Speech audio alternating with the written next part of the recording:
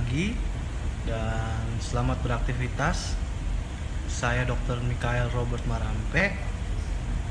Hari ini adalah hari ke-8 saya dirawat dan saya menjadi salah satu korban dari COVID-19.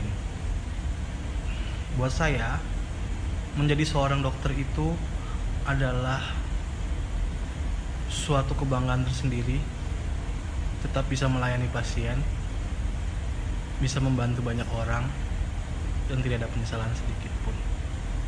Buat teman-teman semua di garda terdepan, tetap semangat dan wajib menggunakan APD yang lengkap. Selalu semangat teman-teman semua.